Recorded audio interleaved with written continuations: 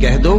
کہ اللہ جسے چاہتا ہے گمراہ کرتا ہے اور جو اس کی طرف رجوع ہوتا ہے اس کو اپنی طرف کا رستہ دکھاتا ہے، یعنی ان کو جو ایمان لاتے اور جن کے دل اللہ کی یاد سے آرام پاتے ہیں ان کو،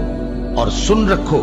کہ اللہ کی یاد سے ہی دل آرام پاتے ہیں۔ جو لوگ ایمان لائے اور عمل نیک کیے ان کے لیے خوشحالی اور عمدہ ٹھکانہ ہے۔ اور اگر شیطان کی طرف سے تمہارے دل میں کسی طرح کا وسوسہ پیدا ہو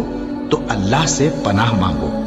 بے شک وہ سننے والا ہے، سب کچھ جاننے والا ہے۔ جو لوگ پرہیزگار ہیں جب ان کو شیطان کی طرف سے کوئی وسوسہ پیدا ہوتا ہے تو چونک پڑتے ہیں اور دل کی آنکھیں کھول کر دیکھنے لگتے ہیں، اور جب قرآن پڑھا جائے تو توجہ سے سنا کرو اور خاموش رہا کرو تاکہ تم پر رحم کیا جائے، اور اپنے پروردگار کو دل ہی دل میں عاجزی اور خوف سے اور پست آواز سے صبح و شام یاد کرتے رہو، اور دیکھنا غافل نہ ہونا۔ پھر جب تم یہ نماز تمام کر چکو تو کھڑے اور بیٹھے اور لیٹے ہر حالت میں اللہ کو یاد کرو۔ پھر جب تم مطمئن ہو جاؤ تو پورے آداب کے ساتھ نماز پڑھو۔ بے شک نماز کا مومنوں پر اوقات مقررہ میں ادا کرنا فرض ہے۔ مسلمانوں، نجات نہ تو تمہاری آرزوؤں پر ہے اور نہ اہل کتاب کی آرزوؤں پر۔ جو شخص برائی کرے گا اسے اسی طرح کا بدلہ دیا جائے گا، اور وہ اللہ کے سوا نہ کسی کو حمایتی پائے گا اور نہ مددگار۔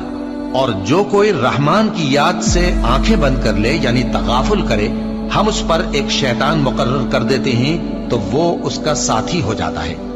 اور یہ شیطان ان کو رستے سے روکتے رہتے ہیں اور وہ سمجھتے ہیں کہ وہ سیدھے رستے پر ہیں، یہاں تک کہ جب وہ ہمارے پاس آئے گا تو اس شیطان سے کہے گا کہ کاش مجھ میں اور تجھ میں مشرق و مغرب کا فاصلہ ہوتا، تو برا ساتھی ہے۔ اے اہل ایمان،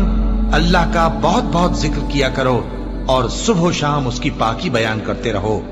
وہی تو ہے جو تم پر رحمت بھیجتا ہے اور اس کے فرشتے بھی، تاکہ تم کو اندھیروں سے نکال کر روشنی کی طرف لے جائے۔ اور اللہ مومنوں پر مہربان ہے۔ اور صبح و شام اپنے پروردگار کا نام لیتے رہو، اور رات کو بڑی دیر تک اس کے آگے سجدے کرو اور اس کی پاکی بیان کرتے رہو۔ اے نبی، یہ کتاب جو تمہاری طرف وحی کی گئی ہے اس کو پڑھا کرو اور نماز کے پابند رہو۔ کچھ شک نہیں کہ نماز بے حیائی اور بری باتوں سے روکتی ہے، اور اللہ کا ذکر سب سے بڑا ہے، اور جو کچھ تم کرتے ہو اللہ اسے جانتا ہے۔ مومنوں،